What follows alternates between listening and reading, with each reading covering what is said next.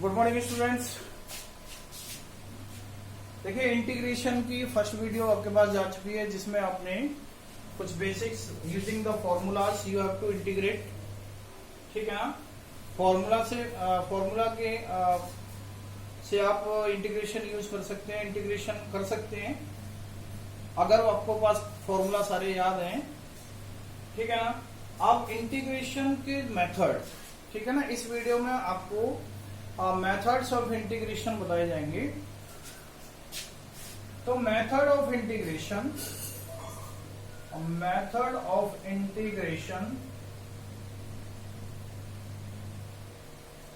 क्या क्या मेथड है। Number 1 integration by substitution. ठीक है ना। इंटीग्रेशन बाय सब्स्टिट्यूशन बहुत ही इंपॉर्टेंट टॉपिक है, इंटीग्रेशन बाय सब्स्टिट्यूशन। ठीक है ना। इंटीग्रेशन करते हैं सब्स्टिट्यूट करके, सब्स्टिट्यूशन करते हैं इंटीग्रेशन हो जाता है। एक होता है integration by partial fraction,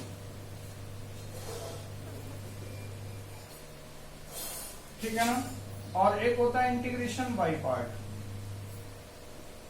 integration by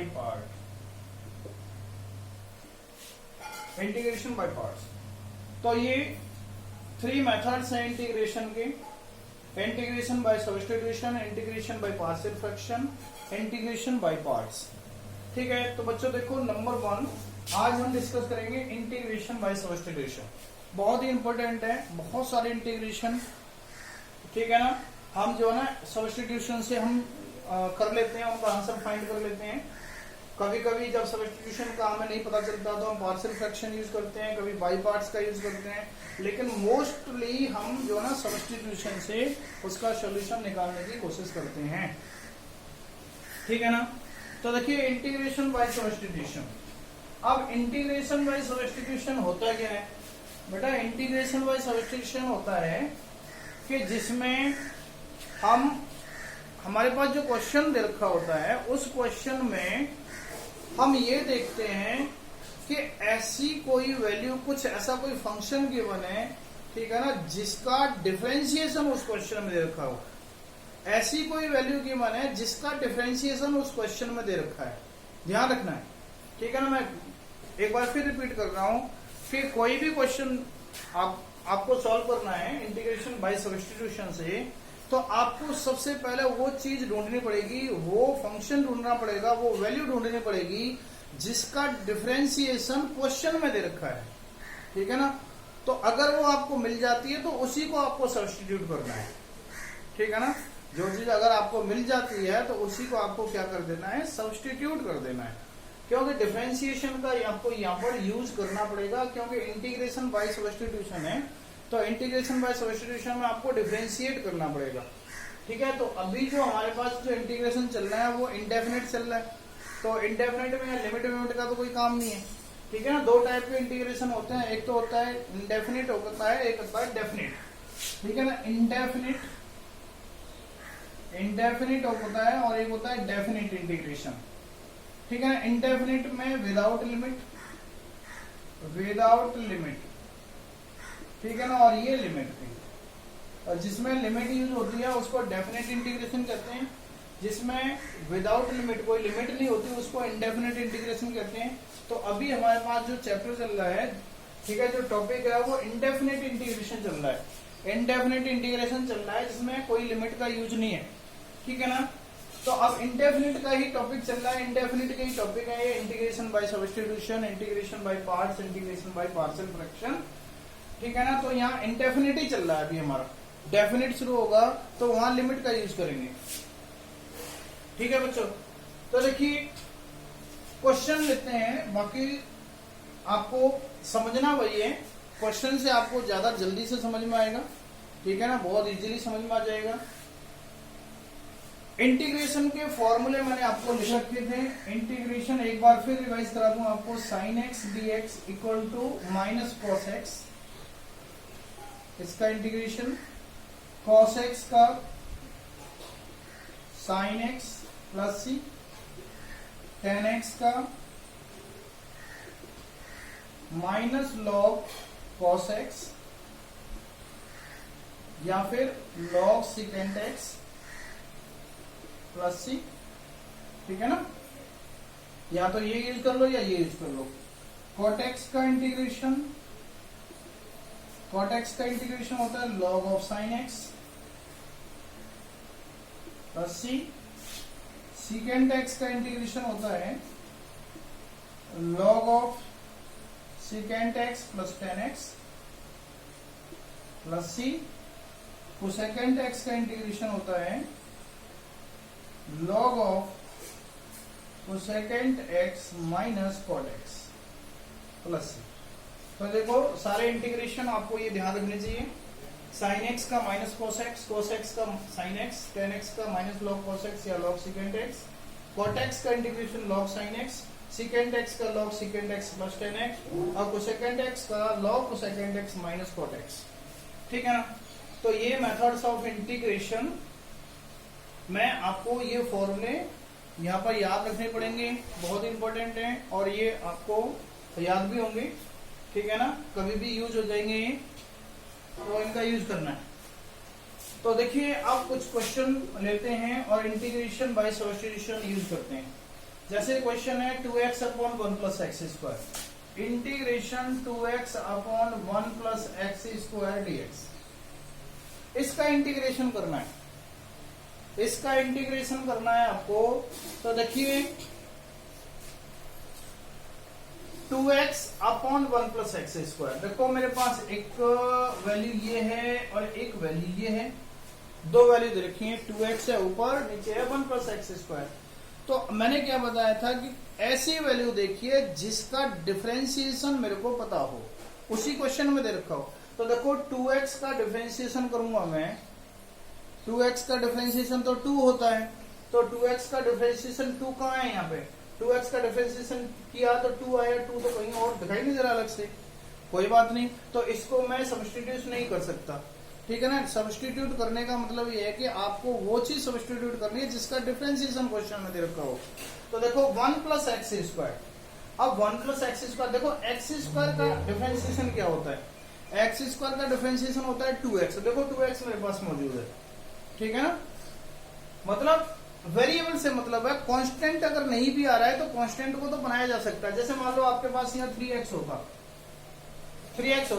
और एक्स स्क्वायर का डिफरेंशिएशन क्या होता है 2x, तो 2x को मैं बना सकता हूँ, 3 को बाहर ले लूँ, 2 से मल्टीप्लाई 2 से डिवाइड कर दूंगा तो 2x बन जाएगा।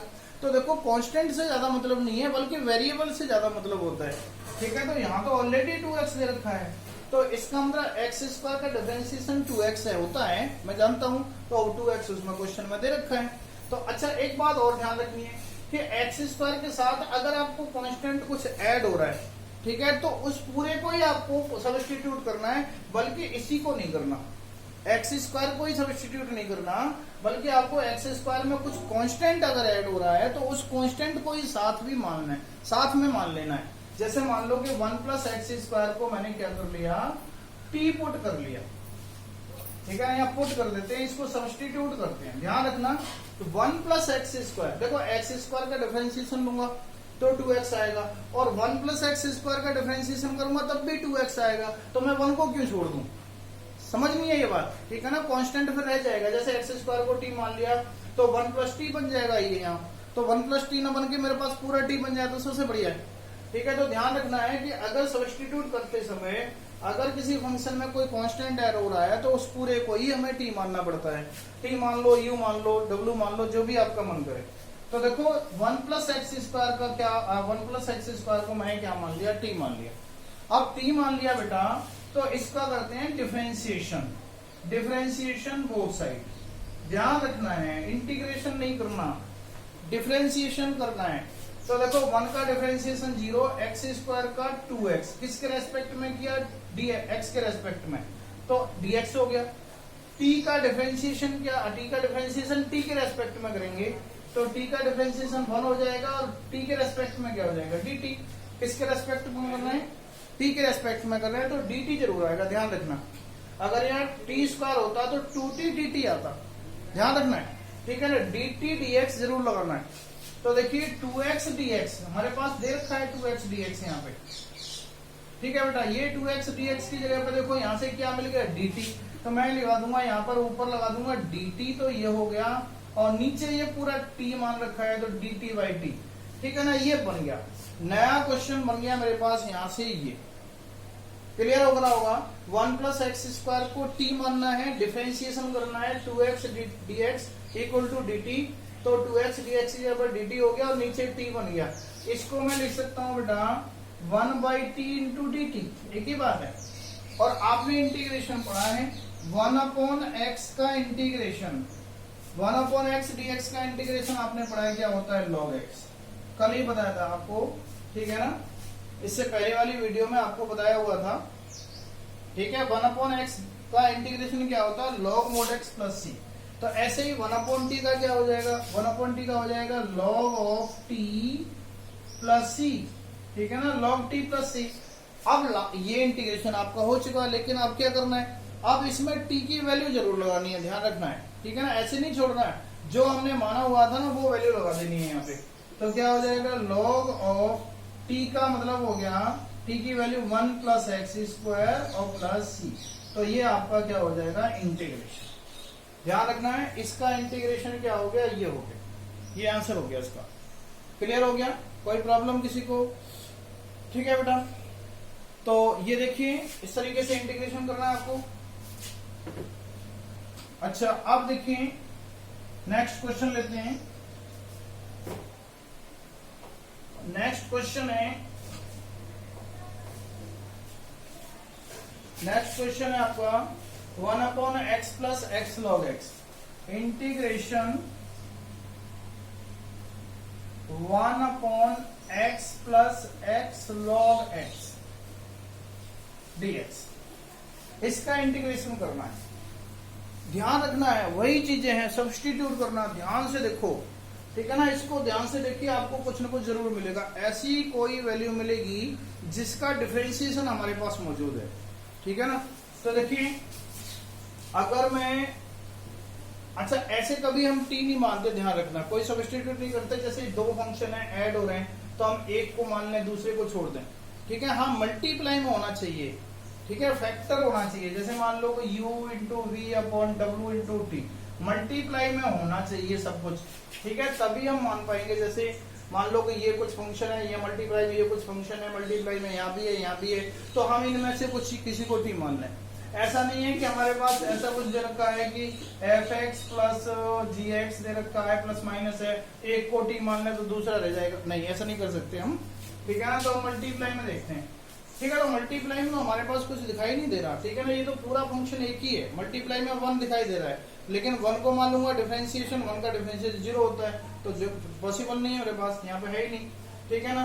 और अगर मैं x plus x log x को टी मान लूंगा तो इसका डिफरेंशिएशन क्या होगा, x plus x log x को टी मान लू, मान लीजिए, तो x का डिफरेंशिएशन 1 और इसका u इंटू भी लगेगा, तो देखो x as it is log x का 1 by x plus log x as it is x का 1 equal to t, x x cut गया, ये हो गया 2 प्लस log x और dx इक्वल टू dt। इसका मतलब है कि अगर मैंने इस पूरे को t माना तो उसका डिफरेंशिएशन 2 प्लस log x आ रहा है, तो 2 प्लस log x तो मेरे पास मौजूद ही नहीं है। मैंने आपको क्या बताया कि वो चीज को t मानना है जिसका डिफरेंशिएशन आपके पास मौजूद है। तो देखो इसको अगर मैं t मान लू पूरे को, तो इसका डिफरेंशिएशन मेरे पास ये होता है जो इसके पास मौजूद नहीं है यहाँ पे, ठीक है, कोई बात नहीं। चलिए अगला कुछ सोचते हैं, क्या करेंगे कि इंटीग्रेशन 1 अपॉन एक्स कॉमन ले लू मैं यहाँ से, देखो x कॉमन लेता हूँ तो क्या बचेगा 1 प्लस log x, ठीक है, ये dx, समझ गए, ठीक है ना, x कॉमन ले लिया तो क्या बचेगा 1 प्लस log x। हाँ अब देखिए, अब मेरे पास मल्टीप्लाई में दो फंक्शन बन गए, ठीक है, x का डिफरेंशिएशन करूंगा तो 1 आएगा, तो 1 तो है, लेकिन इसकी जगह पे क्या लगाऊंगा, सारा फंक्शन ही कन्वर्ट होना चाहिए ना, जैसे t में अगर मैं सब्स्टिट्यूट कर रहा हूँ t, तो पूरा फंक्शन t में कन्वर्ट हो जाना चाहिए, ठीक है ना। ध्यान रखना है, अगर सब्स्टिट्यूशन से अगर मैंने t में सब्स्टिट्यूट कर रहा हूँ तो t में ही चेंज हो जाना चाहिए सारा, x नाम की कोई चीज क्वेश्चन में नहीं आनी चाहिए। अच्छा ठीक है, तो हम देखिए यहाँ पर सीधा सा पता चल रहा है कि मैं 1 प्लस log x को t मानूंगा यहाँ पे, ठीक है ना, 1 प्लस log x को t मानूंगा, तो देखिए 1 प्लस log x को t मानूंगा तो इसका कर दूंगा डिफरेंशिएशन, डिफरेंशिएशन करूंगा 1 का 0 हो जाएगा, प्लस लॉग एक्स का क्या हो जाएगा 1/x, डिफरेंशिएशन आपको पता ही है लॉग एक्स का, और dx तो लगना ही लगना है क्योंकि x के रेस्पेक्ट में हो रहा है, और इसका हो जाएगा dt क्योंकि t का 1 और tt तो आएगा ही आएगा। तो ये बन जाएगा 1/x dx equal to dt। तो देखो क्लियर दिखाई दे रहा है 1/x dx मेरे पास आ रहा है 1/x dx आ गया, 1/x dx इक्वल टू क्या लगाना है इसकी जगह पर dt लगाना है। तो देखो ये तो dt हो गया ऊपर, और नीचे इसकी जगह पे मैंने t मान रखा है तो ये आ गया dt/t। ठीक है ना, क्या हो गया dt/t हो गया। अब dt/t हो गया तो इसका इंटीग्रेशन करूंगा तो ये 1/t dt, और 1/t का इंटीग्रेशन क्या होता है log t, log t plus t की वैल्यू लगा देंगे तो ये हो जाएगा log ऑफ t की वैल्यू क्या हो जाएगी 1 प्लस log x और प्लस c, ये आपका आंसर हो गया। ठीक है ना, इस तरीके से इंटीग्रेशन को सॉल्व करना है। ठीक है, नेक्स्ट क्वेश्चन देखते हैं। नेक्स्ट क्वेश्चन देखते हैं हम। नेक्स्ट क्वेश्चन है हमारे पास x under root x plus two integration x under root x plus two dx। ठीक है ना, x under root x plus two, देखो दोनों मल्टीप्लाई में कोई प्रॉब्लम नहीं है। तो देखिए क्या कर सकते हैं हम, x प्लस टू को अगर t मान लें, x प्लस टू को t मान सकते हैं, कोई दिक्कत नहीं है। ठीक है ना, देखो मैं इसको कई तरीके से आपको सॉल्व करके दिखा सकता हूं कि मैंने x प्लस टू को t मान लिया तो पूरा t में कन्वर्ट हो जाएगा, कोई दिक्कत नहीं है। ठीक है ना, जैसे मान लो x प्लस टू को मैंने t मान लिया, ठीक है ना, x प्लस टू को t मान लिया, कोई बात नहीं मान सकते क्योंकि t में कन्वर्ट करना है पूरा क्वेश्चन। तो देखिए x प्लस टू को t मान लिया तो यहां से x की वैल्यू कितनी हो गई t माइनस टू, डिफरेंशिएट कर दो, x का डिफरेंशिएशन क्या हो जाएगा dx, dx क्या हो जाएगा x का डिफरेंशिएशन 1 dx तो आएगा ही आएगा, इक्वल टू t का dt और 2 का 0 तो dx इक्वल टू dt आ गया। ठीक है, तो देखो यहाँ लगा दूंगा मैं इंटीग्रेशन x की वैल्यू, यहाँ से देखो इसी की जगह पर मैंने t लगाया है लेकिन इस x की वैल्यू तो लगानी पड़ेगी, तो ये क्या हो जाएगा t minus two under root x plus two t माना था तो अंडर रूट t और dx की जगह पर dt, देखो पूरा क्वेश्चन t में कन्वर्ट हो गया। ठीक है ना, क्या बन गया मेरे पास इंटीग्रेशन अंडर रूट t का मल्टीप्लाई कर दूंगा अंदर, अंडर रूट t का इसमें मल्टीप्लाई कर दूंगा, कितना हो जाएगा t की पावर 3/2 माइनस 2t की पावर 1/2 dt।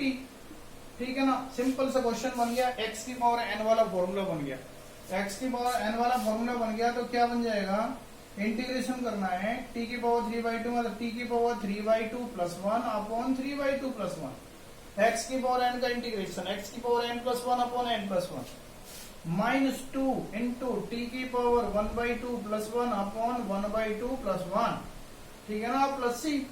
अब यहाँ पर देखिए कितना हो जाएगा 5/2, t की पावर 5/2 अपॉन 5 और 2 पर, और माइनस और ये 3/2 2 इंटू टी की पावर 3/2 अपॉन 3 और 2 पर।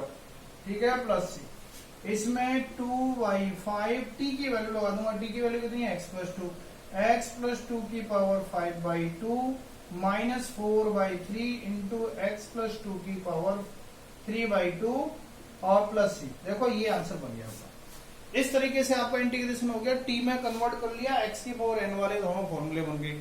ठीक है ना, चलिए दूसरा तरीका बताता हूं मैं आपको। दूसरा तरीका क्या है, x प्लस टू को मैं टी स्क्वायर मान लू, ध्यान से देखना। अब मैं अंडरवुड का चक्कर ही खत्म करना चाहता हूं।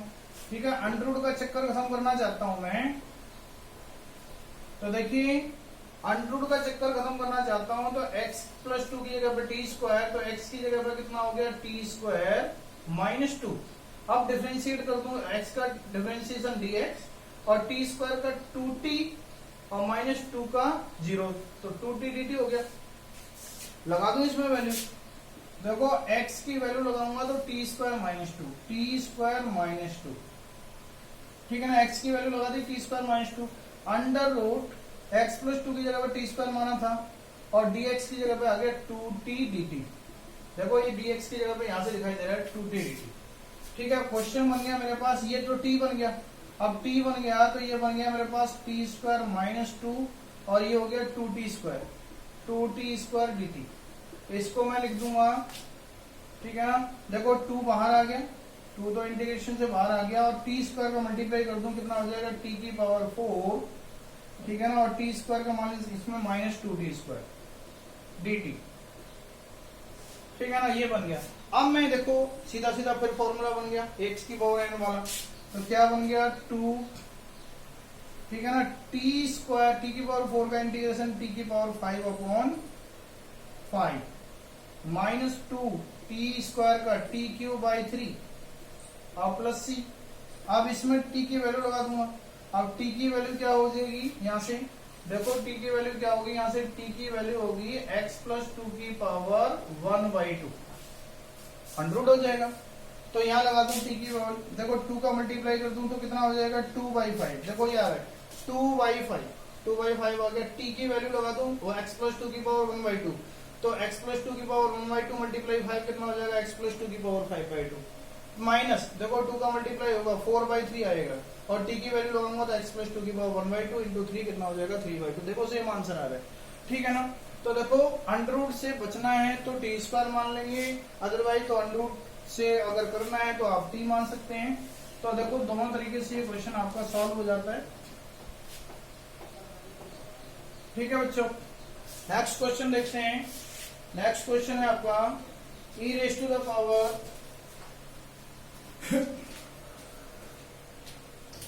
e raised to the power 2x integration e raised to the power 2x minus e raised to the power -2x upon e raised to the power 2x plus e raised to the power -2x dx। इसका integration करना है आपको, ठीक है बेटा।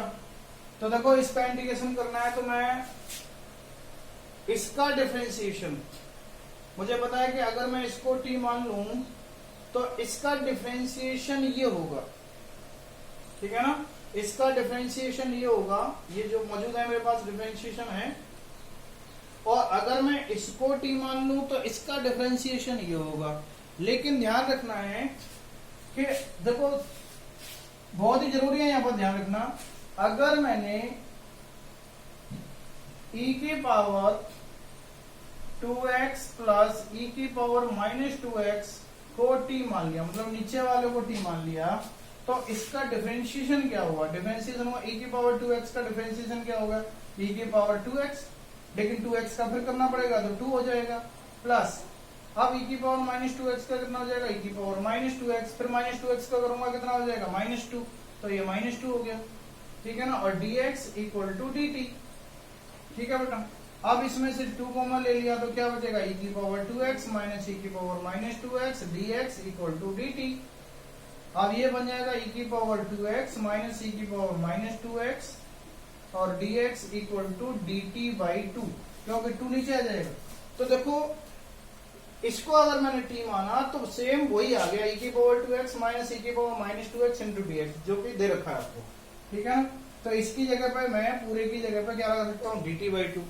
लेकिन अगर मैं इसको t मानता तो 1 तो क्या आना चाहिए था, इसका डिफरेंशिएशन ये आता, ठीक है। लेकिन मुझे जरूरत थी 1/this की, ये तो अपॉन में है तो 1/ आता, तब तो मैं मान लेता कि हमारे पास आ रहा है, लेकिन 1/ थोड़ी आता, वो तो सिंपल सा इतना आता, ठीक है। लेकिन ये तो अपॉन में दे रखा है, तो इसलिए मुझे इसको t मानना पड़ेगा। तो जब मैंने इसको t मान लिया तो देखो ये बन गया मेरे पास। अब मैंने क्या किया कि इसकी जगह पे मैंने क्या लगा दिया, dt/2, तो dt/2 तो यहाँ आ जाएगा, 1/2 आ जाएगा बाहर, और इसकी जगह पे मैंने मान लिया t, तो ये t हो गया। तो देखो बन गया इंटीग्रेशन 1/t इंटू dt, और 1/2 का इंटीग्रेशन आप जानते हो क्या होता है, log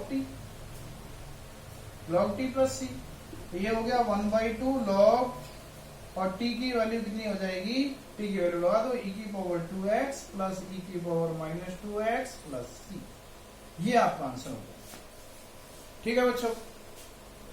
बहुत ही सिंपल सा प्रोसेस है, आपको ये चेक करना है, मैंने आपको पहले ही बता दिया, सब्स्टिट्यूशन का मतलब आपको वो फंक्शन को t मानना है, पुट करना है, सब्स्टिट्यूट करना है जिसका डिफरेंशिएशन क्वेश्चन में मौजूद है, ठीक है ना। तो इसका डिफरेंशिएशन क्वेश्चन में मौजूद है ये रहा, लेकिन इसका डिफरेंशिएशन क्वेश्चन में मौजूद नहीं है, क्योंकि इसका डिफरेंशिएशन तो ये आएगा ना कि 1/ ये आएगा, लेकिन मेरे को तो 1/ ये चाहिए ना, तो इसलिए मैं इसको t नहीं मान सकता, ठीक है बेटा। अच्छा ये हो गया क्वेश्चन आपका। अगला क्वेश्चन देखते हैं। अगला क्वेश्चन है cos root x upon root x, integration cos root x upon root x आर dx। ठीक है, तो सिंपल सा प्रोसेस यहाँ पे देखिए, मैं रूट एक्स को टी मानूंगा, ठीक है ना। यहाँ पर इस वाले रूट एक्स को टी मानूंगा, न कि इस वाले को टी मानूंगा। ध्यान रखना यहाँ भी एक ही बात है। आपको लग रहा होगा कि ये भी रूट एक्स है, ये भी रूट एक्स है, ठीक है ना, तो इसको मान लो चाहे इसको मान लो। नहीं, ऐसा नहीं करना है, इसको टी मान लो, क्योंकि मुझे ये भी तो देखना है कि किसका डिफरेंशिएशन क्या बन के आ रहा है। तो अगर मैं इसको टी मान लूं रूट एक्स को, तो इसका डिफरेंशिएशन 1/2 रूट एक्स होता है। रूट एक्स का डिफरेंशिएशन आपने पढ़ा है, ठीक है। लेकिन अगर मैंने इसको टी मान लिया तो 1/2 रूट एक्स कहाँ मिलेगा मेरे को, है होगा ही नहीं। अगर इसको टी मान लिया तो 1/2 रूट एक्स और आना चाहिए ना, नीचे अगर है ही नहीं मेरे पास, ठीक है। अगर मैं इसको मानूंगा तो 1/2 रूट एक्स देखो नीचे मेरे पास मौजूद है, ठीक है। तो मैं इसको मान लूंगा, इसको टी मानना है, तो रूट एक्स को टी मानना है। तो रूट एक्स को टी मानना है, इसका डिफरेंशिएशन क्या हो गया 1/2 root x dx equal to dt। देखो 2 उधर चला जाएगा, 1 upon root x dx equal to 2 dt। तो dt हो गया, 2 उधर आ गया। अब मैंने क्या किया कि 1 अपॉन रूट एक्स, देखो मैं इसको लिख सकता हूं cos root x into 1 upon root x dx, एक ही बात है, ठीक है ना। इंटीग्रेशन cos रूट एक्स को मैंने t माना था, तो ये t लगा दिया। 1 अपॉन रूट एक्स dx, देखो यार आ गया 1 अपॉन रूट एक्स dx, ये 2 dt, तो 2 तो वहां लिखूंगा और dt यहां लिख दूंगा, ठीक है ना। तो ये बन गया मेरे पास twice of integration cos t dt। अब cos t का इंटीग्रेशन आपको पता ही है, cos t का इंटीग्रेशन होता है sin t plus c, t की वैल्यू लगा दो 2 sin root x plus c, ये आपका आंसर। तो इस तरीके से आपको इसका इंटीग्रेशन करना है। आप लिखिए question root tan x upon sin x cos x, और root tan x upon sin x cos x dx, root tan x upon sin x cos x dx, ठीक है। अब देखिए sin x का t मान लो, तो इसका डिफरेंशिएशन cos x ऊपर आना चाहिए था, क्योंकि जो मिलेगा मेरे को cos x ऊपर ही तो मिलेगा डिफरेंशिएशन। अगर मैं मान लो कि sin x मैंने t मान लिया, तो इसका differentiation cos x dx equal to dt। cos x कहाँ मिला, ऊपर न कि नीचे, तो यहाँ तो नीचे है, ठीक है।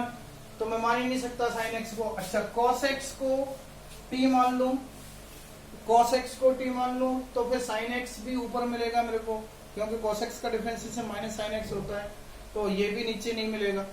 अच्छा अगर फिर tan x की जगह पे क्या लगाऊंगा मैं, तो ये देखो यहाँ पर कुछ सोचने वाली बात है।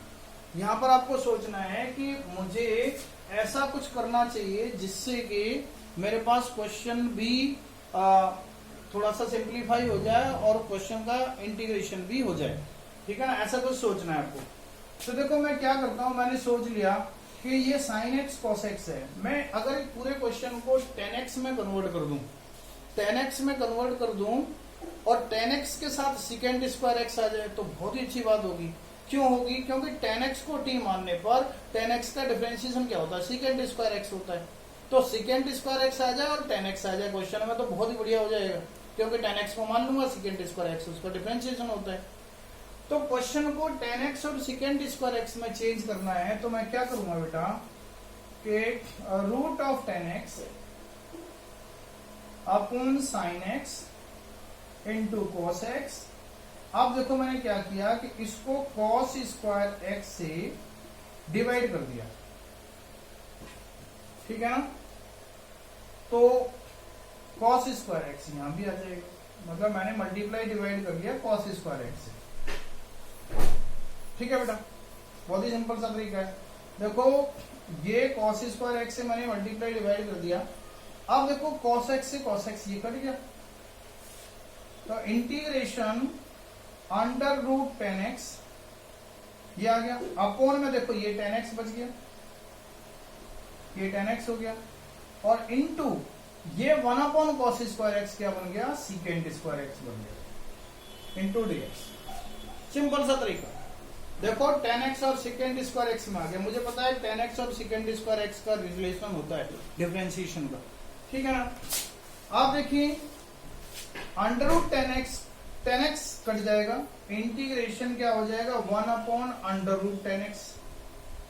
बताइए आपको अंडर रूट टेन एक्स ऊपर है, नीचे टेन एक्स है, तो अंडर रूट टेन एक्स से tan x under root tan x बार कट जाएगा और ये हो जाएगा second square x d x. Simple सा तरीका बन गया, क्वेश्चन बहुत सिंपल हो गया कि क्योंकि अब मैं tan x को क्या मान लूंगा t। अब tan x को t मानते ही इसका डिफरेंशिएशन करूंगा सेकेंड स्क्वायर एक्स आएगा जो कि मेरे पास मौजूद है। तो secant square x d x equal to d t. देखो मैंने क्या कर लिया, डिफरेंशिएशन कर लिया दोनों साइड का। इंटीग्रेशन 1/tan x को t माना है तो ये हो गया अंडर रूट टी और ये पूरा क्या बन जाएगा डी टी, ये पूरा डी टी बन गया 1/√t इंटू डी टी। अब बेटा इसका इंटीग्रेशन करना है, इसका इंटीग्रेशन करना है तो मैं इसको t की पावर -1/2 ऊपर ले जाऊंगा इंटू डी टी, ठीक है ना। x की पावर n वाला फॉर्मूला बन जाएगा, x की पावर n वाला फॉर्मूला बन जाएगा तो क्या बन जाएगा मेरे पास यहाँ पे देखिए इंटीग्रेशन करना है मेरे को यहाँ पे, तो t की पावर -1/2 + 1/-1/2 + 1 और ये बन गया t की पावर 1/2 अपन 1/2 मतलब t 2√t बन गया। मैं इसको ऐसे लिख सकता हूँ, ये तो √t हो गया, t की पावर 1/2√t और ये 1/2 है 2 ऊपर बन जाएगा 2√t हो गया। अब t की वैल्यू लगा दूंगा तो 2√t की वैल्यू लगा दूं कितनी है, t की मैंने क्या माना था tan x, तो ये हो जाएगा 2√tan x + c, ये आपका आंसर होगा, ठीक है। इस तरीके से आपको इसका इंटीग्रेशन करना है। देखो कुछ बनाना भी पड़ता है, कभी ऐसा कोई जरूरी नहीं है कि दे ही रखा हो कि इसका डिफरेंशिएशन करो ये मेरे पास मौजूद है। कभी कभी ऐसा होता है हमें कुछ बनाना भी पड़ता है, कुछ उल्टा सुल्टा दे रखा होता है तो हम बनाने की कोशिश करते हैं कि भाई sin x दे रखा है तो cos x भी होना चाहिए, डिफरेंशिएशन दिमाग में रहनी चाहिए, क्योंकि sin x दे रखा है तो cos x ऊपर होना चाहिए। अगर tan x है तो सेकेंड स्क्वायर x होना चाहिए क्योंकि tan x का डिफरेंशिएशन सेकेंड स्क्वायर x होता है, ठीक है ना। अगर कोसेकेंट x है नीचे कहीं या ऊपर है तो फिर ऊपर ही उसका कोसेकेंट x cot x होना चाहिए क्योंकि उसका differentiation cosecant x cot x होता है। तो ये चीजें आपको ध्यान रखनी है, ठीक है बेटा। आप देखिए नेक्स्ट क्वेश्चन है integration of sin x upon sin x plus a। Integration of sin x upon sin x plus a dx, इसका इंटीग्रेशन करना है। आप देखिए इसका इंटीग्रेशन करना है तो देखिए इसका इंटीग्रेशन करने का तरीका क्या है, मैं क्या करूंगा कि x प्लस a को t मान लूंगा। देखो sin x प्लस a को पूरे को t मानूंगा तो cos x प्लस a आएगा, डिफरेंशिएशन जो कि ऊपर मौजूद नहीं है। मैं कुछ ऐसा करने की कोशिश कर रहा हूं जो कि नीचे से कुछ कैंसिल हो जाए, ठीक है ना, या कुछ ऐसे फॉर्मूले बन जाए कि ऊपर ऊपर बन जाए। तो x प्लस a को t मान लिया तो dx बराबर कितना हो गया dt, क्योंकि x का डिफरेंशिएशन dx, a का 0 d का dt, dx equal to dt हो गया। अब मैं क्या करूंगा कि साइन, देखो x की वैल्यू लगाऊंगा यहाँ पर, x की वैल्यू यहां से लगा दूंगा कितनी हो जाएगी t minus a upon sine, और इसकी जगह पे मैंने t माना ही हुआ है और dt, ये बन गया। इसको देखो फॉर्मूला बनना है, सीधा सीधा फॉर्मूला बनना है sine a minus b, sine a minus b formula बनना है sine a cos b, sine a cos b minus cos a sine b, sine a cos b minus cos a sine b, और ये sign t से मैं divide कर दूंगा, दोनों को सेपरेटली डिवाइड कर दूं साइन t, और यहां भी हो जाएगा साइन t और ये बन जाएगा dt। देखो साइन t से साइन t कैंसिल हो गया और ये cos t by sine t cot t बन जाएगा, तो ये बन जाएगा बेटा cos a minus cot t into sine a और dt, ये बन गया। तो देखो साइन ए तो क्या है कांस्टेंट है, तो साइन ए के बारे में तो आपको सोचना ही नहीं है क्योंकि इसमें तो टी आ ही नहीं रहा, टी का फंक्शन ही नहीं है, कांस्टेंट माना जाएगा। और ये कॉसे क्या है, ये भी कांस्टेंट है, तो कॉसे का इंटीग्रेशन करूंगा तो टी कॉसे हो जाएगा पता ही आपको इंटीग्रेशन 2 का करना है तो 2 का करना है तो 2x हो जाता है, मतलब कांस्टेंट में वेरिएबल ऐड हो जाता है, तो ये कांस्टेंट है इसमें वेरिएबल ऐड हो जाएगा, टी के रेस्पेक्ट में करना है टी कॉस है, माइनस देखो साइन है मेरे पास है ही है। अब कॉट टी का इंटीग्रेशन करेंगे तो कॉट टी का इंटीग्रेशन आपको पता है लॉग ऑफ साइन टी होता है, लॉग साइन टी प्लस सी हो गया ना इंटीग्रेशन, कॉस ए का T cos a minus cot T का लॉग साइन टी, साइन ए मेरे पास है ही है। अब इसमें टी की वैल्यू लगा दूंगा, तो देखो टी की वैल्यू लगाऊंगा कितनी है x प्लस ए, तो ये हो जाएगा x plus a cos a minus sine a into log of sine t की वैल्यू लगा दूंगा x plus a plus c, तो देखो ये आपका आंसर हो जाएगा, सिंपली आंसर हो गया। देखो सारा कुछ सिस्टम से हो गया, नीचे कोई वैल्यू नहीं है, सिंपल फंक्शन बन गए और इसका इंटीग्रेट हो गया। तो इस तरीके से आपको इसके इंटीग्रेशन करने हैं बेटा, कर लोगे, बहुत ही इंपॉर्टेंट है। और ये यूजिंग सब्स्टिट्यूशन आप इंटीग्रेशन अच्छी तरह से कर सकते हैं। कोई भी और भी डाउट है, एक क्वेश्चन और बताता हूं आपको, एक क्वेश्चन और है x upon 9 minus 4x square, x upon question है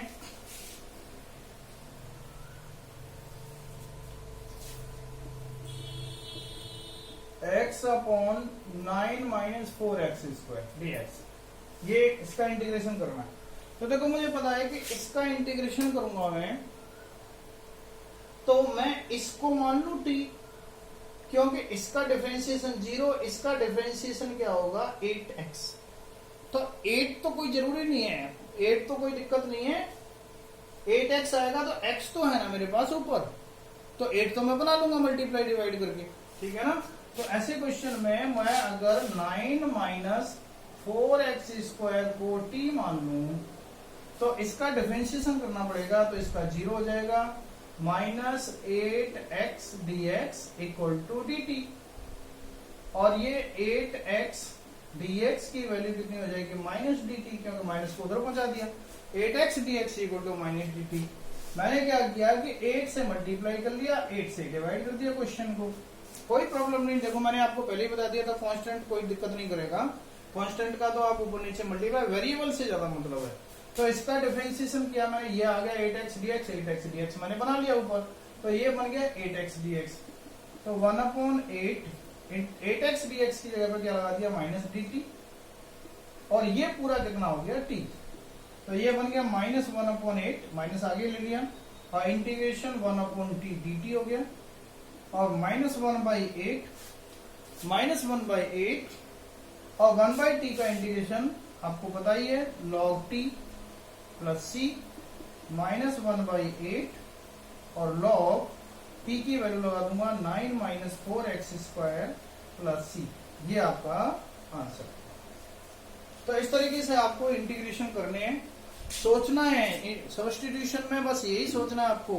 क्या सोचना है कि ऐसी क्या वैल्यू है हमारे पास क्वेश्चन के अंदर, या क्या वैल्यू बनाई जा सकती है जिसका डिफरेंशिएशन करने पर जो डिफरेंशिएशन आ रहा है वो हमारे पास क्वेश्चन में मौजूद हो जाना चाहिए। अगर वो आ गया तो आप उसको सब्स्टिट्यूट कर सकते हैं, अगर वो नहीं आ रहा है तो आप उसको कैसे न कैसे बना सकते हैं, किसी का मल्टीप्लाई डिवाइड करके, ठीक है। अपनी तरफ से मैथमेटिकली कोई चेंज नहीं होना चाहिए, बस मल्टीप्लाई कर सकते हैं तो डिवाइड भी करना पड़ेगा, ठीक है ना। कुछ क्वेश्चन में आप ऐसे सिंप्लीफाई करके उसको सॉल्व कर सकते हैं, ठीक है स्टूडेंट। Okay, thank you.